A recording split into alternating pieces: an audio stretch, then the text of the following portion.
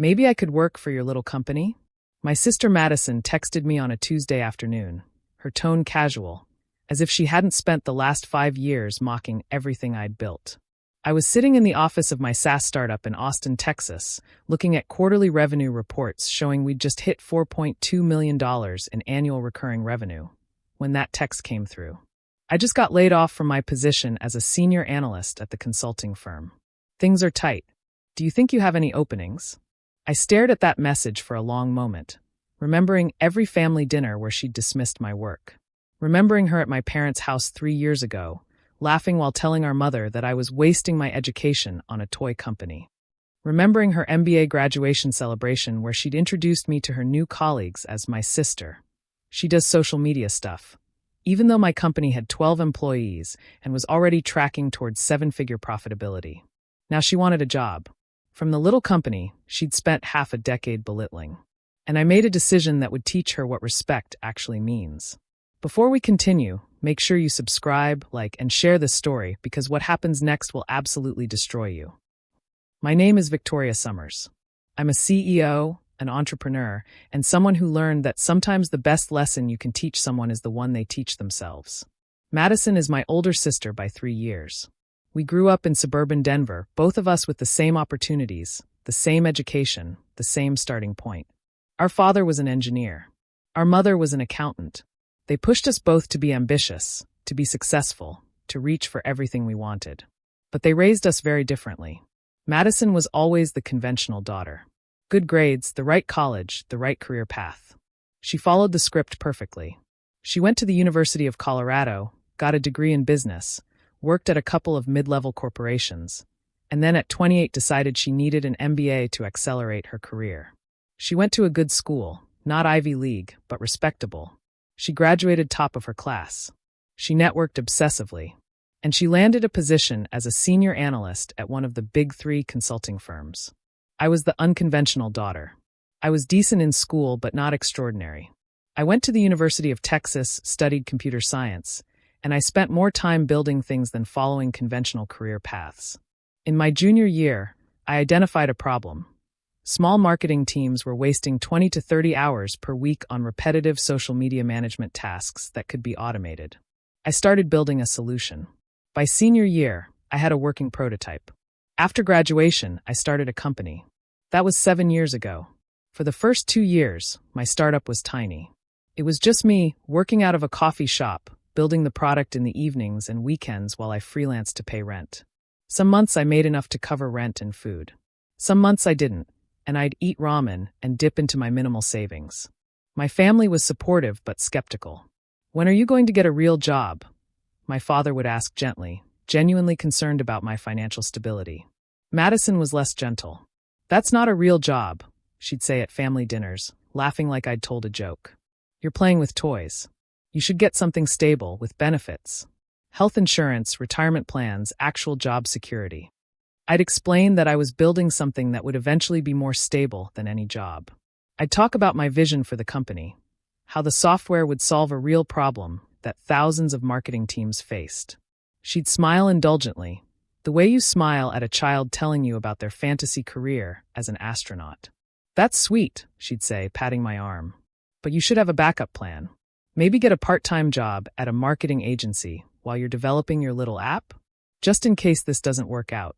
My parents would look embarrassed at her tone, but they wouldn't contradict her.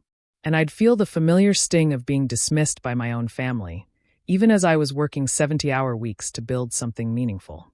By year 3, my startup had traction. I'd hired my first employee, a developer I'd met in a coding community. We'd started landing paying customers. Small ones, but paying. Madison was by then in business school, working her corporate job during the day and studying for her MBA at night. She was busy, successful, on the traditional path to success. "How's your little project?" she'd ask when I'd mention work. She always called it my little project. Never my company. Never my business. My little project. At year 4, my startup had grown to 6 employees. We'd raised a small seed round of funding. We were scaling. Madison had graduated with her MBA and landed her dream position at the consulting firm. She celebrated with our parents, with our extended family, with elaborate social media posts about her achievement. I sent her a congratulations message. She sent back a one-word response. Thanks. By year 5, my company had 12 employees and was tracking toward $4 million in annual revenue. We'd moved from our remote, distributed team setup to a real office. We had enterprise clients. We were profitable. Madison texted me. Still doing the startup thing? That's cool, I guess. Anyway, I'm so busy with the consulting firm. This position is everything I dreamed of. 6 months after that text, she texted me. Maybe I could work for your little company? I didn't respond immediately. I sat with that message for a while, processing the irony, thinking about 5 years of dismissal, 5 years of condescension, 5 years of being told that what I was building wasn't real, wasn't valuable, wasn't worthy of respect or attention. I thought about all the times I'd wanted to say, I told you so. All the times I'd wanted to point out that my little project was now generating more revenue than her consulting job paid. All the times I'd wanted to make her feel as small as she'd made me feel. But what good would that do? Instead, I made a decision. I would help her, but I would do it on my terms, and I would make sure that she understood what she'd done. Then I responded with a message that would change everything. The position I have open is as head of operations and business development. The salary is $180,000. The position reports directly to me. And there's one condition.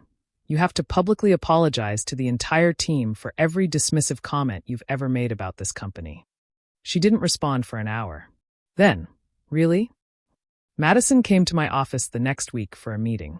She walked in, looked around at the modern office space, the talented team members visible through glass walls, the whiteboard covered in product roadmap and metrics. All things that didn't exist 5 years ago when she was mocking my little project. I could see the moment she realized what her dismissal had actually been directed at. I didn't know it was this big, she said finally. You didn't ask, I said. Every time I tried to tell you about what we were building, you laughed it off. Every time I mentioned milestone or success, you implied it wasn't real. And that's fine. You made your choice about how to relate to my work. But now you need to make another choice, apologize to my team, or find another job. I don't know if I can do that, Madison said. That's embarrassing. It is, I agreed. That's kind of the point. She left without committing to anything. I thought that was the end of it. I thought my sister would go find another job at another corporation, and we'd maintain the polite distance we'd been maintaining for years. But a week later, she texted me. I'm in. When do you want me to make the apology? We scheduled it for the next team meeting. Madison arrived early, wearing professional clothes like she was interviewing for the job. She was nervous, fidgeting with her hands, clearly uncomfortable with what she was about to do. I'd given her the option of writing something or speaking extemporaneously. She chose to speak, which I respected. It's easier to hide behind written words. Speaking requires you to face the reality of what you're saying. The entire team gathered in our conference room. 12 people, some of whom had known Madison from family photos or occasional visits to the office, none of whom knew her well enough to understand the full context of what was about to happen. Madison stood in front of them and took a breath. I need to apologize, she said, and her voice shook slightly. For the last 5 years, I've been dismissive of this company, Victoria's company. I called it her little project. I implied it wasn't a real job, that it was less legitimate than my corporate position. I did this because I was scared because the unconventional path seemed risky, and because it was easier to mock something than to respect the courage it took to build it. I was wrong. This is a real company, doing real work, generating real revenue, and creating real value. And I was a jerk about it. She looked directly at me, and I could see the emotion in her eyes. I'm sorry, Victoria, for not believing in you, for not respecting what you were building, and for making you question whether what you were doing mattered. You've built something incredible, and I was too blind and too afraid to see it. There was silence in the room. Complete silence. Then my senior developer, Marcus, started clapping. The rest of the team joined in, and it wasn't a polite applause. It was genuine respect for someone who had the courage to admit they were wrong in front of people they'd be working with. Madison's eyes got wet. She cried a little, not dramatically, but with genuine emotion. She'd needed to say that. I'd needed to hear it. And my team needed to see their CEO's sister publicly recognize that she'd been wrong about what we'd all built together. That took guts, Marcus said to her after the meeting. That took embarrassment, Madison said back, and she laughed a little. A real laugh, not a mocking one. Madison started working for me 2 weeks later. The position was real. The work was real. The challenge was real. She reported directly to me, which meant she had to watch me make decisions, had to understand the strategy behind the company, had to recognize that building something from nothing is actually much harder than joining something established. The first few months were difficult for her. She'd come from a consulting firm where she was one of many senior analysts, where her job was to analyze other companies' problems and present findings. Now she was responsible for actually solving problems, not for clients, but for the company itself. "This is harder than I thought," she admitted to me one day about 3 months in. "Running a business is harder than joining one," I said. "That's why so many people don't do it." She nodded. "I get that now. I don't know how you did this alone for 2 years. Coffee and stubbornness," I said. "Also some very patient friends who listened to me complain." Madison worked for me for 2 years. She was good at the job, really good. She brought business development expertise. She helped scale our operations. She was instrumental in taking us from $4 million to $12 million in annual recurring revenue. But more importantly, she became someone who respected what we'd built. When she eventually left to start her own company, a consulting firm focused specifically on SaaS operations, ironically, we had a very different conversation. "I want to thank you," she said the day before her last day. "Not just for the job, but for not letting me off easy.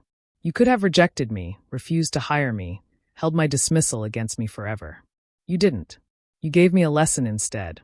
"What lesson?" I asked. "That courage looks different depending on the person. You have the courage to build something from nothing.